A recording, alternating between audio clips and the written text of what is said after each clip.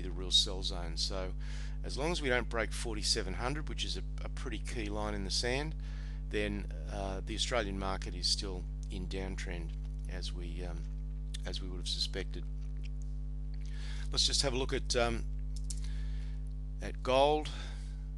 So you can see this is the all-time high up here in US dollars, just over $1,260 an ounce. We reached a peak on Friday night of 1254, so we're getting very close to it, and this is a very strong uptrend. We had one little blip down here, but it recovered very quickly, and this is looking very strong. So be very interesting to see what happens around this 1260 area in the next probably few days.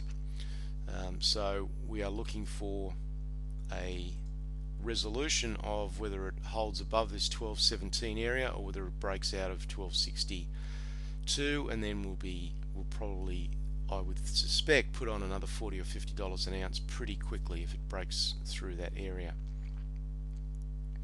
Let's have a look at silver, which also is just breaking out from a minor,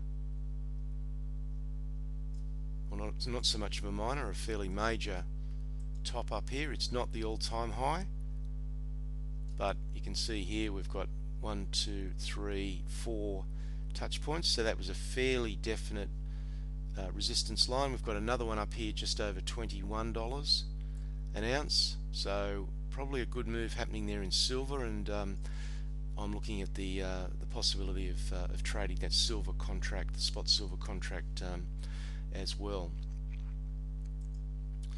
So let's have a look at some of the stocks, and on the large cap side, EQN. You can see here we had a substantial jump on Thursday. Basically got up very close to, we've got a resistance line up here, so it got very close to that and has rejected back, and then we've got another line up here at about $6.50, and then beyond that about $7. So if we look at the shorter term action, we had a gap up to that resistance line. We've now retraced to this basically support line, which was formed by the peak from the 5th of August, and given the strength in copper on Friday night, I would expect that this support line will probably hold. We've had our obligatory bit of profit taking. It's possible it could close this gap and come back here to $5.10, but as long as the market sentiment remains positive, then EQN, I believe, is heading higher, and could well see some more gains on Monday. MND has also been progressing quite well, and I've got some targets up over $16 on that. It's typically a stock that doesn't do meteoric things. It just moves higher day after day after day. So you can see we've really had hardly any retracement at all since here on the 12th of August. It just basically pushes higher bit by bit, and it's a pretty good stock to trade. Doesn't give you too many sleepless nights. I'll just have a quick look at WSA, Western Areas. We had this little consolidation zone through here, broke out of that range, has come back, not quite retested the base yet. It's been a little disappointing in the short term, but we've got to give stocks a little bit of room to move. So I'm still quite hopeful that WSA will push up towards this $5.80 area over the next few weeks. Let's have a look at the small caps, and undoubtedly RSG was the star of the day on Friday. Was recommended to buy in at 88, which was available on Thursday, and big move on Friday on very large volume, and that was really indicated by this volume increase here. These 3 days looked very positive. The volume as much, if not more, than the actual price move itself. So it looked to be a pretty good bet to me. We got a pullback on Thursday, which gave us our entry opportunity, pullback to 87, and I had a recommendation price at 88. Pullback on low volume, and then has really moved forward on big volume. So We may get a little bit of a pause on Monday after such a big move, but I think in the next 2 or 3 days I would expect this to kick on and push back up into towards this $1.30 mark. It would be very unusual after such a move like that on such big volume to not see this push on. VMG is a stock that's given us a little bit of grief, but again looked like it was starting to move up to me. Some substantial volume here was the giveaway, and opportunity to get in around about the 39 to 40 cent area.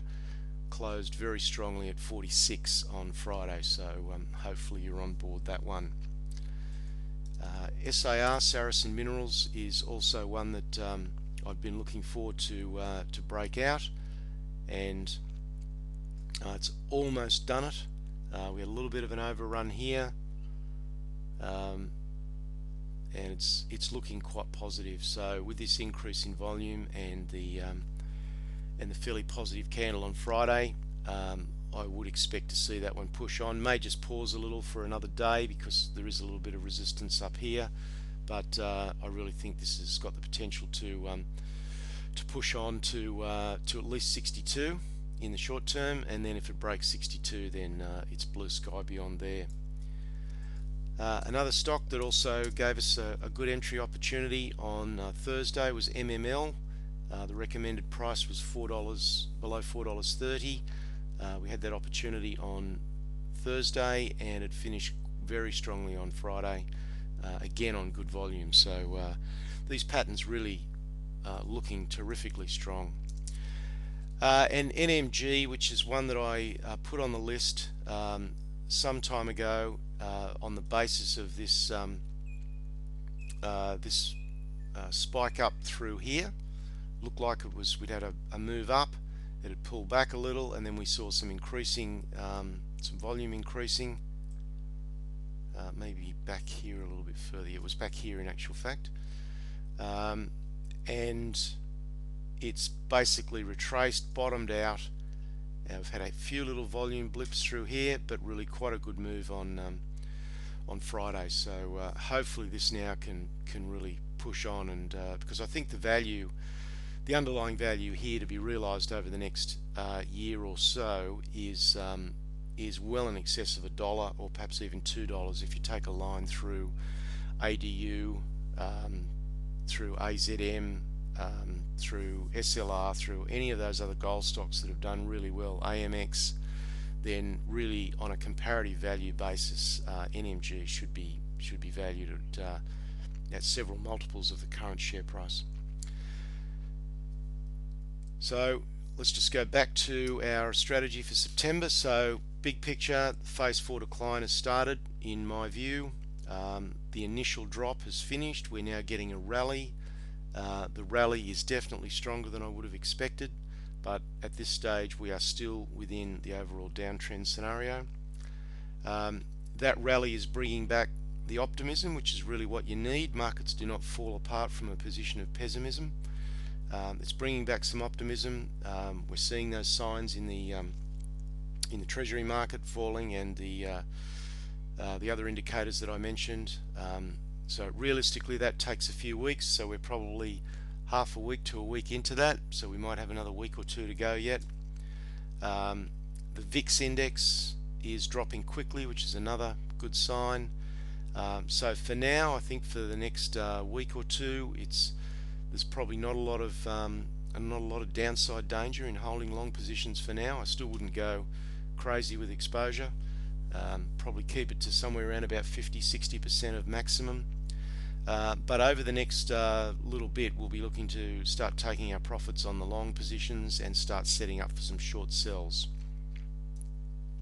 So the opportunity this week, large cap buys, well, they're basically the ones that have been established for a couple of weeks now. Short sells, no opportunities, because all stocks are basically heading in the upwards direction. Buying small cap stocks, SLR was really the only opportunity that I could find that appealed for Monday. We're buying a breakout, which I don't particularly like doing just at the minute, particularly if you've already got a fair amount of exposure. So this is definitely a higher higher risk trade, but some of you may be interested in taking it. And the indices, the risk reward is just not suitable at the moment unless you are capture trading. So you might consider some capture trading in the short term. So that's it for this week. Let's see what Monday brings, and have a good week trading. Cheers.